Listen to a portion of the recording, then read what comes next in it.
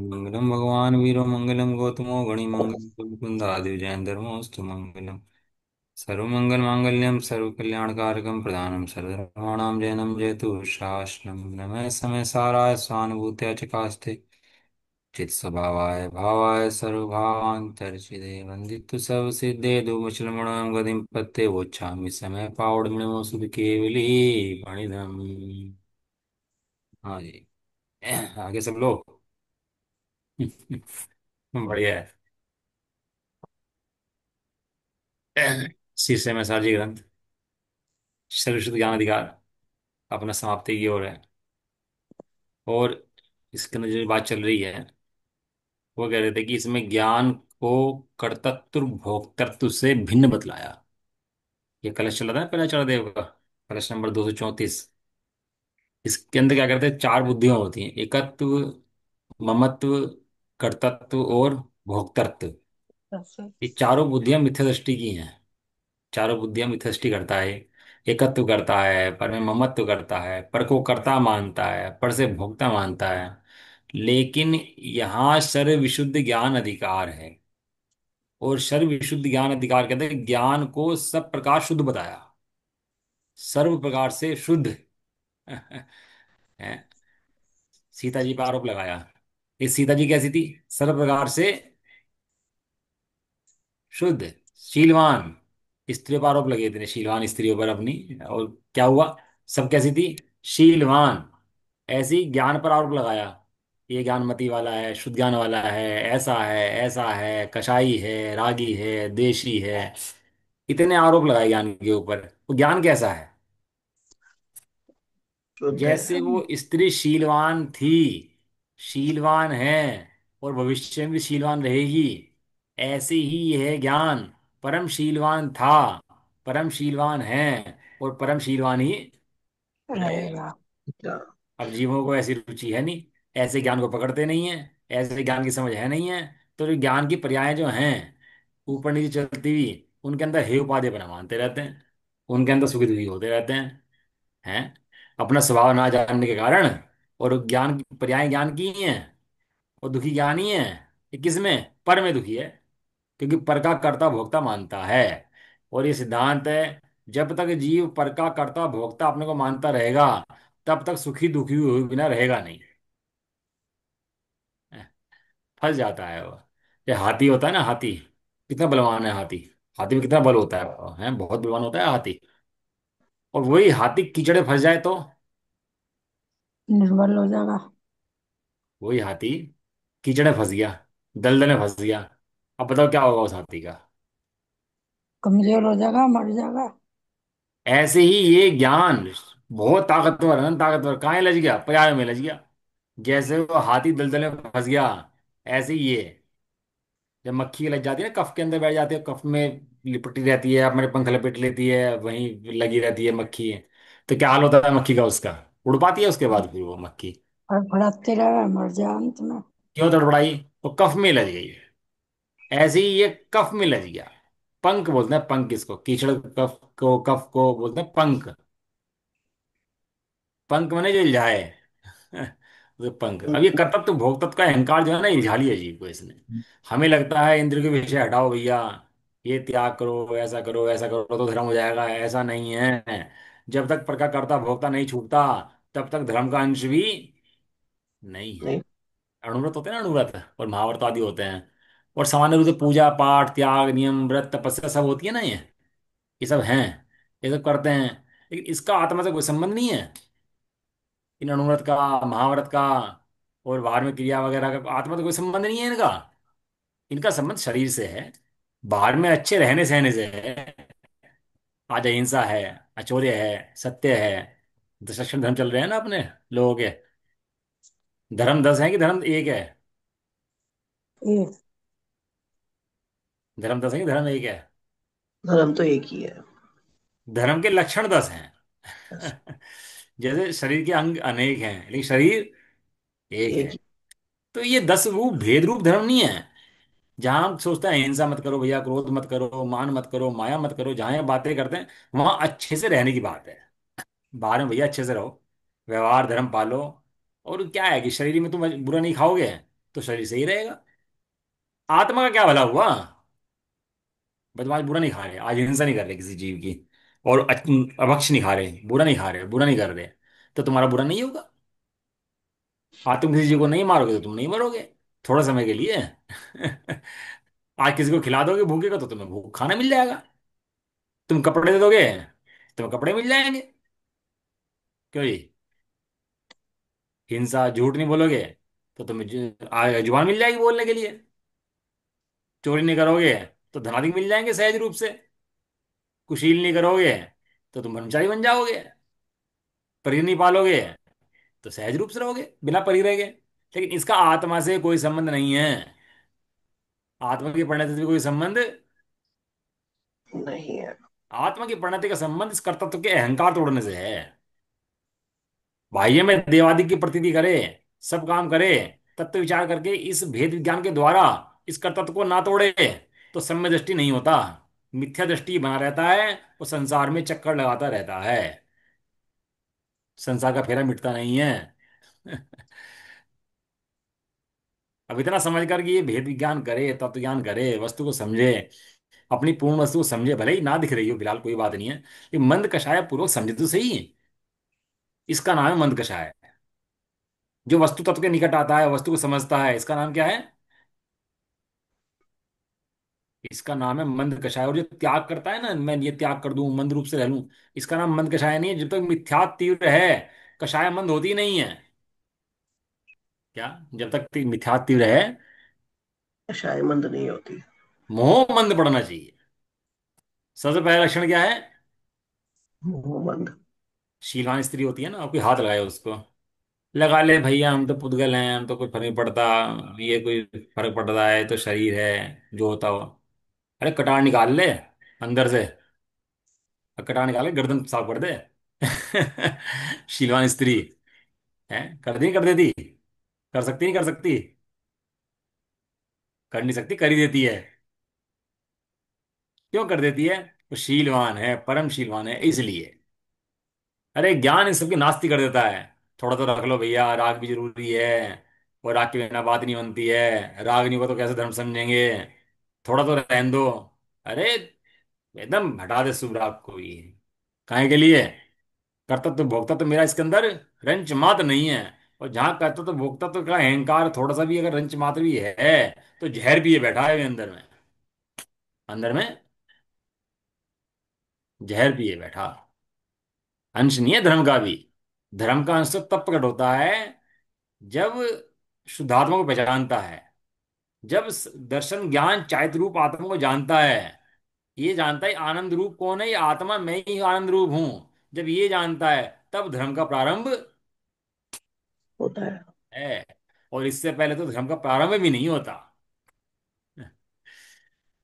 सम्यक अंश क्या है, भयो जहां भोग अरुचि परिणाम, वो भोग अरुचि हो जाती है फिर उसकी सारी समस्त।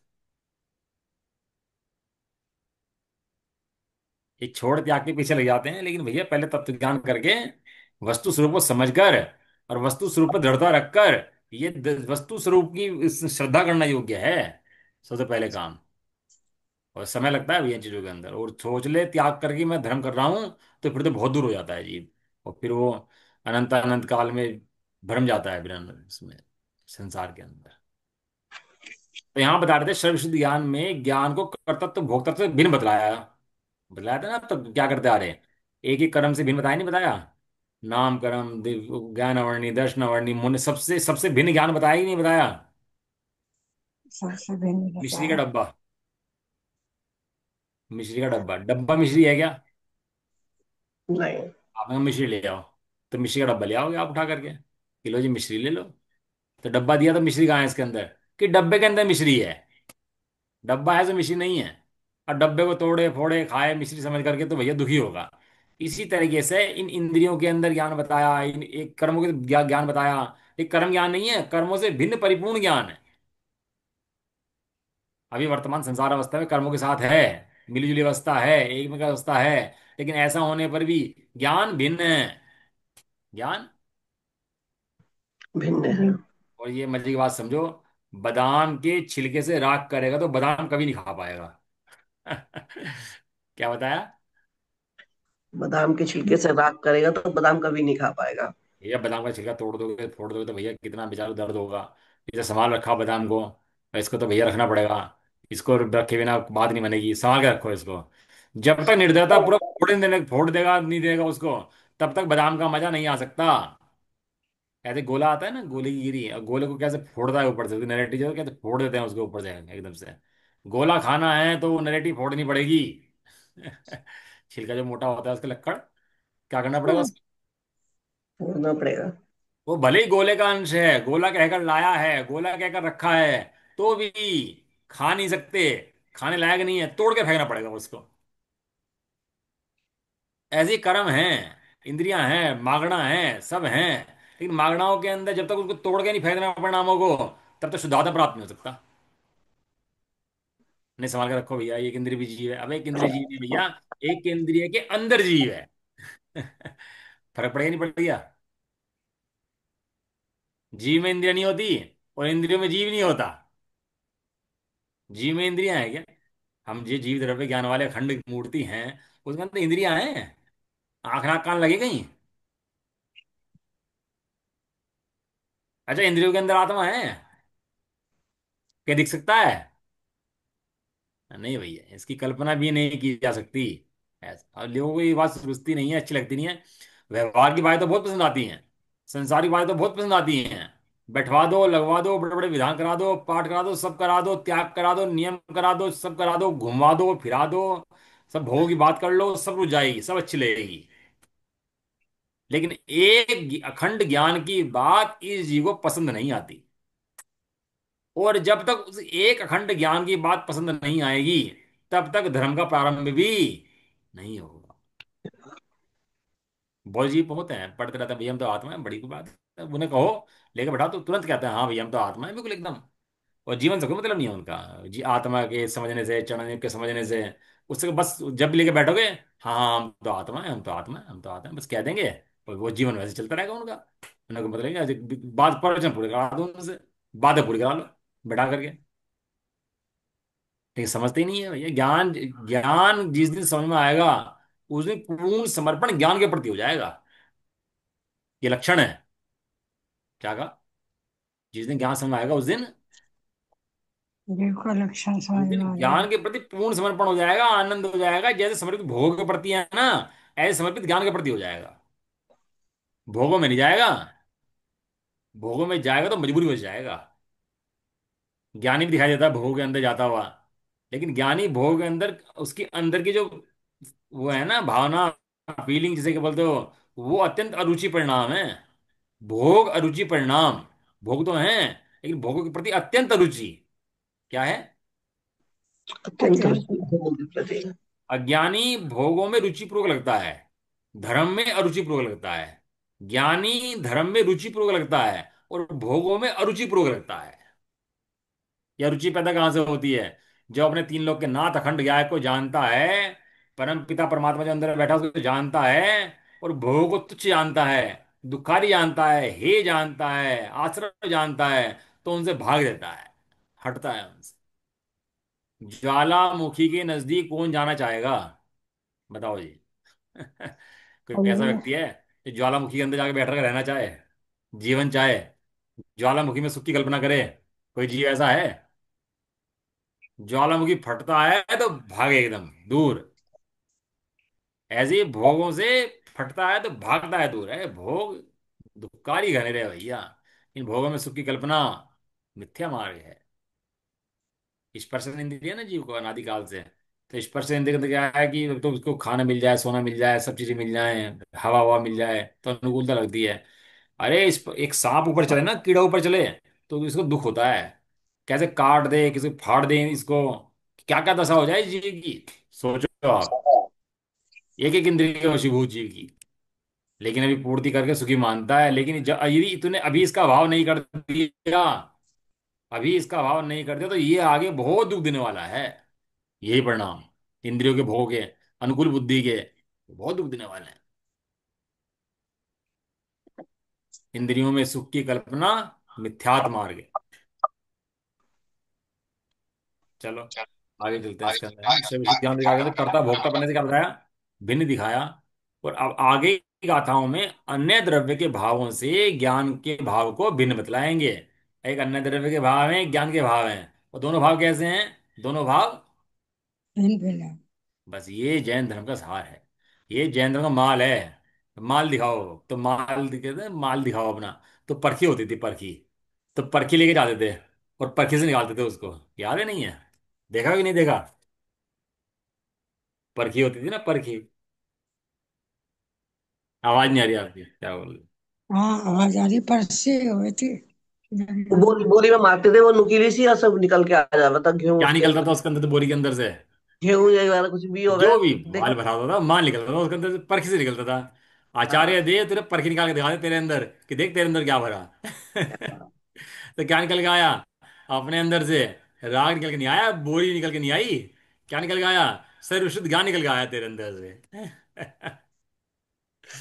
ये तो भैया कोई, क्या है ज्ञान की चर्चा ना, जो सुहा जाए तो निकल जाए, और जिसे ना सुहाए वो रुल जाए, इतना गणित है। सही बात है। ज्ञानी की ज्ञान गुफा में, ज्ञानी की ज्ञान गुफा में तो भगवान बसते हैं, भगवान बसते हैं सदा, आत्म राम बसते हैं। ज्ञानी ने अपने ज्ञान में भगवान है देखा। कहाँ है भगवान, ज्ञानी के ज्ञान में भगवान। ज्ञान। भगवान। ज्ञानी ने अपने हम्म, ज्ञान में आनंद है देखा।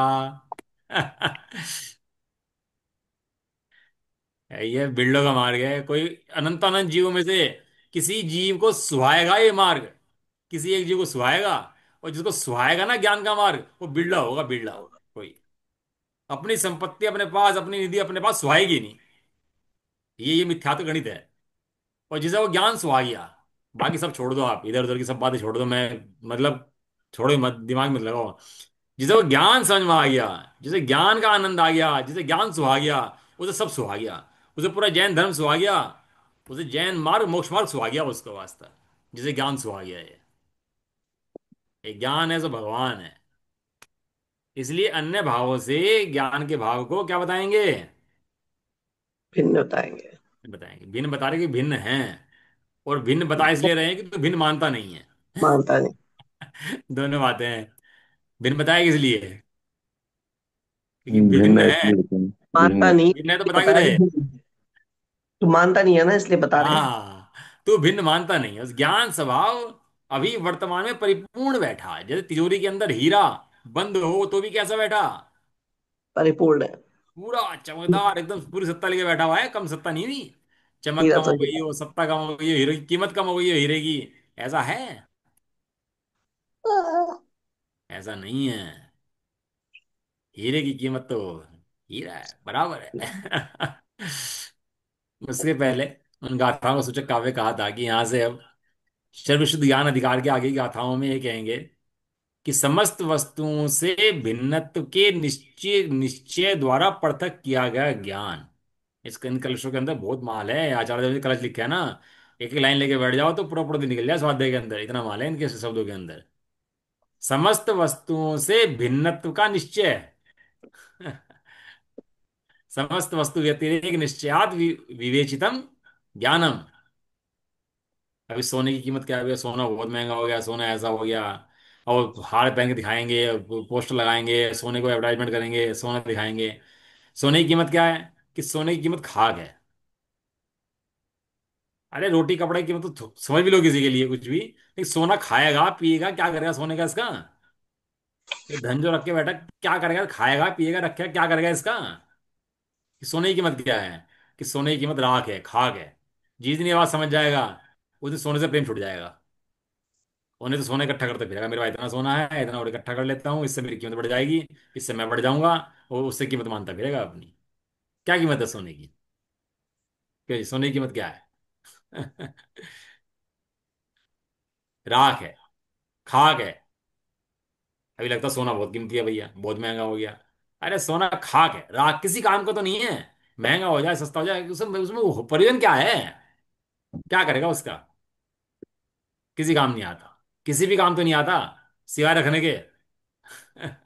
पहले तो पहन भी लेती थी महिलाएं, अब तो पहनना ही मुश्किल हो रखा, अब तो नकली पहनती है और असली को तिजोरी में रख रखा। अंदर रखे, बस तसल्ली है कि हम पे है बस। चौकीदारी है चौकीदारी। ओके। चौकीदार के अलावा कुछ नहीं है। राजा हो या रंग की, यहाँ पर सब है चौकीदार। सब चौकीदारी कर रहे हैं। अच्छा, मानना मालिक अपने आप को है चौकीदार, और मान क्या लिया? मालिक। कोई मालिक कीमत का। नहीं है मालिक होने की, कोई सब राख है भैया, सब इंद्रिय के विषय भोग। जिनको तू सिर चढ़ाए बैठा ना, ये सब राख खाक है, कुछ नहीं है इनकी कीमत। जिनको तूने सिर चढ़ा के पता नहीं क्या समझ रखा कि कितनी बड़ी चीजें हैं, कुछ भी नहीं है। खाकपति है। तो स्वामी जी की हिम्मत थी, धूलिया सेठ छे, मुंह पे कह दें, वो उस टाइम के करोड़पति। मतलब ये समझ लो, तो 50 साल पहले करोड़पति। उस समय लखपति की बहुत कीमत होती थी। कोई लखपति सुन ले तो लखपति हैं भैया, लखपति हैं, लखपति हैं भैया। कितना कितना महिमा होती लखपति की, सुन ले। अब करोड़पति कोई हो तो कितने 20 30 50 करोड़ का माल हो तो। अब वो सभा में बहुत बैठा, ज्यादा। और आया तो पीछे ही बैठा। किसी ने आगे आगे नहीं लिखा कि आगे आगे बैठ जाओ सेठ जी हो आप, पीछे ही बैठा जा करके। और स्वामी जी ने देखा उसके गले में हीरा पीरा बड़ा थोड़ा इतरा रहा है वो, तो बोले धूलिया सेठ से, धूलिया धूल है जिसके पीछे तो इतरा रहा। बुद्धि का माप ताड़ दें स्वामी जैसे जीव हो तो। किस पे इतरा रहा था? धूलिया सेठ से। गांधी जी आ गए तो कोई महिमा नहीं आई, पीछे बैठे। सभा के अंदर जहां जो आ गया वहीं बैठा। कोई सभा के अंदर ऐसा नहीं था कि कोई वीआईपी आ गया तो आगे आगे बैठ जाओ जी आप। ऐसा कुछ नहीं, जो जहां आगे बैठ गया वो पीछे लाइन में बैठेगा। और बड़े पंडित जी के प्रवचन में तो कोई पीछे आ ही नहीं सकता तो वापिस से। उनकी तो खास बात यही थी। क्या क्या निश्चय से। खास बात थी? हैं? क्या खास बात थी? क्या आवाज नहीं आई? नहीं, क्या खास बात थी? बड़े पंडित जी की। हाँ। बड़े पंडित जी की सभा शुरू होने से पहले पिन ड्रॉप साइलेंस, पूरा हॉल फिक्स हो जाता था। जैसे संसद भवन होता है ना, और पूरा सभा लगने से पहले मीटिंग हॉल होता है, पूरा एकदम सब आलू आए थे, मीटिंग फ्रीज। ऐसे वो बड़े पंडित जी का था। सब लोग आगे, मीटिंग फ्रीज, अब स्वाध्याय शुरू होगा। स्वाध्याय शुरू होने से पहले सब पूरे व्यवस्थित एकदम। कोई डिस्टरबेंस नहीं चाहते थे ना। सुई 1000 आदमी बैठे हो, पिन ड्रॉप साइलेंस था बड़े पंडित जी सब क्लास के अंदर। कोई इतना विवेक रख के दिखा दे सभा के अंदर। इतना गणधर की सभा चलती है वहां। ऐसी होती है सभाएं। मीटिंग देखो ना, बड़ी मीटिंग हो रही है संसद की किसी की, तो क्या होता है उसमें? कोई कभी आ गया, कभी चला गया, कुछ सुना सुना, लिखा लिखा, नहीं लिखा नहीं लिखा, ऐसी मीटिंग होती है। इस तरह मीटिंग होती है क्या? सही बात है। कितनी सीरियस गंभीर मीटिंग होती है। सब पहले से एकदम अलर्ट। कल एक आदमी का टेंडर 2 मिनट लेट हो गया सबमिट करने में। 500 करोड़ रुपया टेंडर। 2 मिनट लेट पहुंचा उसका एम्प्लॉई, और 2 मिनट के पीछे 500 करोड़ का टेंडर छूट गया। बताओ 2 मिनट की कीमत उससे पूछो क्या होती है।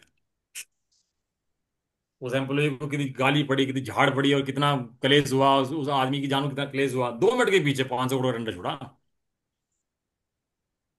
अब बताओ 2 मिनट की कीमत होती है कि नहीं होती?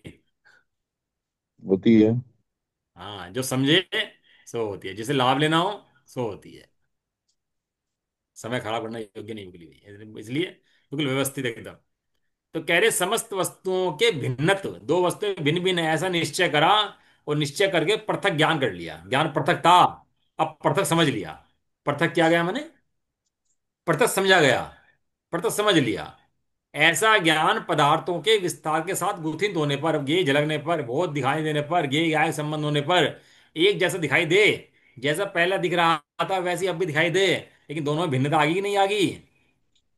पहले ज्ञान को जानता था, और अब भी ज्ञान को जानता है। पहले ज्ञान को गेहूं में मिक्स जानता था, अब ज्ञान को गेहूं से भिन्न जानता है। कुछ फर्क पड़ा कि नहीं पड़ा? कुछ फर्क पड़ा कि नहीं पड़ गया? अब वो नहीं कैंसर का हो पर। रहा है। अब कीमोथेरेपी होगी कि वो डॉक्टर ने बोला कैंसर का एक एक कीटाणु गायब हो गया शरीर में से। अब कैंसर तुम्हारे शरीर में नहीं है। पहले भी ज्ञान था, अब भी ज्ञान है, कितना फर्क पड़ गया? जमीन आसमान का फर्क पड़ गया। ऐसे ही यहाँ गेयों से भिन्न जानते ही वो गेय हैं। पहले भी गेय थे, लेकिन गेयों के काल में भी गायक सदाकाल भिन्न दिखाई दे रहा है हमसे। ऐसा गेय गायक संबंध एक जैसे दिखाई देने पर भी उत्पन्न होने वाली जो क्रियाएं हैं अनेक प्रकार की, उनसे रहित हो गया। अब जा जो क्रियाएं क्या हैं ज्ञान के अंदर, वे क्रियाएं ज्ञान के अंदर है ही नहीं। ज्ञान के अंदर तो झलक मात्र है। ज्ञान के अंदर क्या है? झलक मात्र। झलक मात्र है, ऐसा जानते ही। और ज्ञान अखंड है, ऐसा जानते ही वो ज्ञान के स्वभाव के प्रति निर्भर हो गया। ज्ञान के स्वभाव के प्रति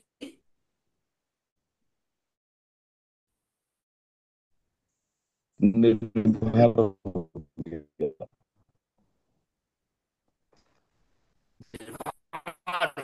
निर्भरता जो है ना, ये जो आनंद है, यही धर्म है। इसके अलावा कोई धर्म क्या होता है? तो कोई धर्म नहीं होता। और कोई इलाज कराए, ये कराए, वो कराए, हमारी देखभाल भी हो, कोई बच्चा ही ना हो, पर ठहर गया होगा, पैदा हो, अरे अब इसे अपना ज्ञान दिखाई देगा, अनंत अनंत काल का सुख दिखाई देगा इसको। अनंत काल पालेंगे पोसेंगे किसे? अब इस ज्ञान को पालेंगे। क्यों? ज्ञान आनंद रूप है इसलिए। एक ज्ञान क्रिया मात्र, क्या लिखा है? एक ज्ञान क्रिया मात्र। क्रिया मात्र। ज्ञान की भी क्रिया है कि हाँ, ज्ञान की क्रिया ज्ञान रूप रहना है। पर्याय की बात नहीं। ज्ञान की क्रिया क्या है? ज्ञान है ना। तो ज्ञान की भी कुछ क्रिया है कि नहीं है? तो कर्ता वहां पर है कि नहीं है? कि ज्ञान ही कर्ता और ज्ञान ही क्रिया। ज्ञान ने ज्ञान को, ज्ञान में ज्ञान से, ज्ञान के लिए, ज्ञान के आधार से जाना। गेयों के गेयों से, गेयों में गेयों के लिए, गेयों के आधार से, गेयों पर नहीं जाना। क्यों? क्योंकि ज्ञान गेयों से सदाकाल भिन्न था, भिन्न है, और भिन्न ही रहने। वाला है। ये लो मोक्ष। स्वामी जी कहते थे, लो ये लो मोक्ष। अब हाथ में रख के दे दिया आपको, मुट्ठी बंद कर दी, ले ले जा, ये ले मोक्ष। बच्चे को देते ना हाथ में मुट्ठी बंद करके, ले बेटा, ले भाग जा चल। आचार्य देव कहता है, ज्ञान पकड़, ये ले, ये ले मोक्ष। अब ये सारे दिन मोक्ष का आनंद लेता है, मोक्ष होगा नहीं। ज्ञान में ही ये स्वभाव जो मेरा है, ये सदाकाल मोक्ष है, सदाकाल मुक्त है। वो तो क्षेत्र बदल जाएगा, बस यहां से वहां पहुंच जाएंगे वो। सीधे सीधे इलावा इतना सा काम होगा बस। तो उससे क्या होगा? उससे कुछ भी नहीं होगा। ना ज्ञान बढ़ेगा, और ना ज्ञान। घटेगा। कम मुक्ति में होगा। ज्ञान बढ़ता नहीं, और संसार में ज्ञान घटता नहीं। छदमस्त के ज्ञान कम नहीं, और केवल ज्ञान के ज्ञान ज्यादा नहीं। दोनों ज्ञान कैसा है? दोनों ज्ञान परिपूर्ण एक से। बराबर। अब बराबरी की बात होगी ना अब जा, तो मजा ही अलग है। भगवान को देखता है अपने स्वरूप देखने के लिए, अपनेपन से, अरे ये मेरे भगवान मेरा स्वरूप दिखाते हैं। अब आती है भक्ति अंदर से बढ़कर। वास्तविक भक्ति तो ज्ञानी के होए है। सच्ची भक्ति तो, ज्ञानी के हुए हैं। थोड़ा में लिखा ना, ये तो मंदिर में बहुत देर बैठा रहता है, और ये तो बहुत पूजा पाठ करता है, और ये तो 1 घंटा, आधा घंटा, 15 मिनट लगाता है। तो भक्ति तो उसकी ज्यादा होगी ना, कि ज्यादा देर बैठा रहता है। तो टोटल में लिखा, सच्ची भक्ति तो ज्ञानी के होए है।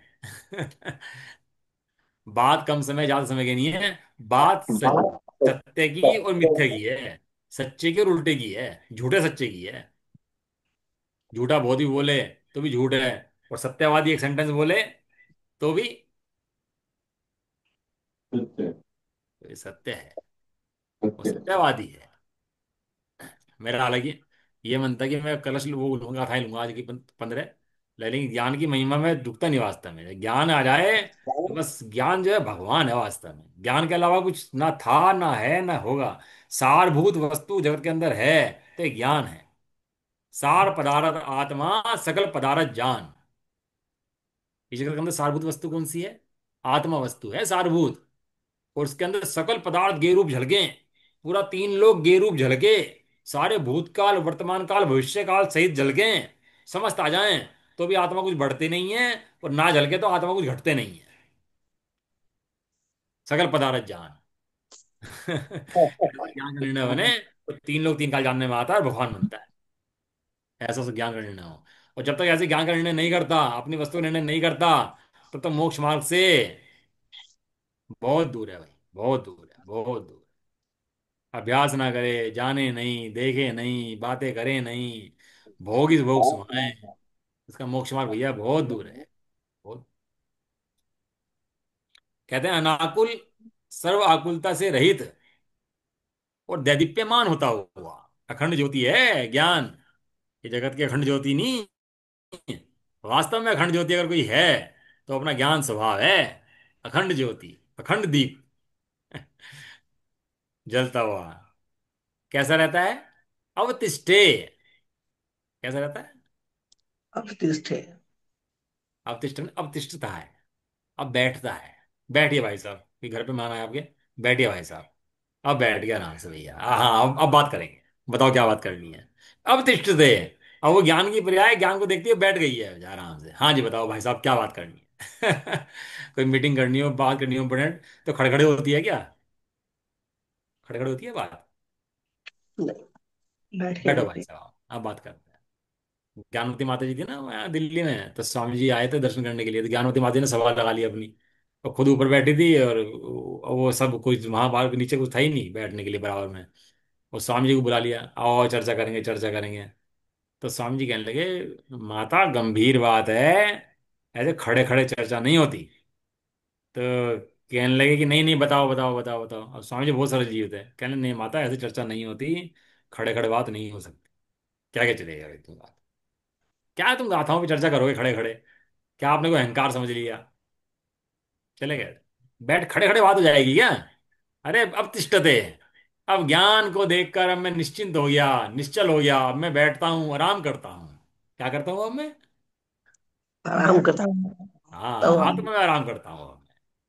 अब माँ, बच्चा थका रहा है, पिट कुटा का आए बाहर से, कुटकुटा का आए, और खूब परेशान हो, वो बहुत केस चल रहे हो, ये कर रहे हो, और माता सिर पर हाथ फेर दे बैठा के उसे गोदी में रखकर, तो बताओ कैसा लगता है उसको? सिर पर हाथ फेरते ही। एक अच्छा बछड़ा लगता मरने को है। हो रहा, मैं दूध देने गया, मैंने उसके सिर पर हाथ फेरा, नमकान सुनाया, और 2 दिन में तो खड़ा हो गया वो। मैं तो गल आके देखा, मैंने कहा ये वही है, कहना है वही है, खड़ा हो गया अभी दोबारा से। कितना कोमलता का प्रतीक है वो, सिर पर हाथ फेर दे, उसको थोड़ा समझा दे, और थोड़ा सा उसके प्रेम से रखे, कितना आराम है उसको, कितना आराम मिलता है परिणामों के अंदर। ऐसे आचार्य देव इसको आराम देते हैं कहाँ? तो ज्ञान स्वभाव आत्मा है भैया। जिसको सुन के ऐसा आराम लगा, वो तो संतुष्ट हो जाएगा और बैठ जाएगा, और जिसको आराम नहीं लगा वो तो भटकेगा भैया। 4 गति 84 लाख के चक्कर काटेगा फिर तो। आगामी गाथा में ज्ञान को स्पष्टता भी सर्व वस्तुओं से भिन्न बतलाते हैं। यही करते आ रहे हैं अब तक। अब तक भी क्या करा? ज्ञान को सर्व वस्तुओं से भिन्न बतलाया। क्या करा अब तक? ज्ञान को सभी वस्तु से भिन्न बतलाया। सभी वस्तुओं, मतलब पर वस्तुओं से, अपनी वस्तु से नहीं। सर्व पर वस्तुएं जो हैं उनसे ज्ञान क्या बतलाया? भिन्न। भिन्न बतलाया। कौन बताया? भिन्न। ये कर्म आदि हैं, ये सब है जिनको अपना मानता है, ये सब तेरे ज्ञान में जिस एक समय की झलकन मात्र हैं, तेरा ज्ञान नहीं है। और इन झलकन के मात्र टाइम में भी, समय में भी तेरा ज्ञान परिपूर्ण है। और भगवान है वो बैठा है, उसे कहते हैं भगवान आत्मा, समय सार, ये इसी के नाम है, गायक वो इसी के नाम है। अब इसी अर्थ की गाथाएं कहते हैं। अब समय तो हो गया, अब गाथाएं कल पढ़ेंगे। अब कल ही गाथा ही पढ़ेंगे बस। ठीक है ना? अभी अभी नहीं, आज नहीं पढ़ सकते इसको। शास्त्र ज्ञान नहीं है, शब्द ज्ञान नहीं है, स्पर्श ज्ञान नहीं है, गंध ज्ञान नहीं है। एक एक विषय से इतना बड़ा मतलब करेंगे। 15 गाथाओं की टीका वगैरह कितनी बड़ी बड़ी लिखेंगे आचार्य देव। सोचो आप क्या कमाल ढाएंगे। तो पढ़ते हैं अपन लोग कल इसको, है ना? निज निधि निज में बताई। यह अनंत उपकार है उसके लिए, जिन वाणी माँ को वंदना वंदना शत के बार। बाद है। प्रमाण होगा।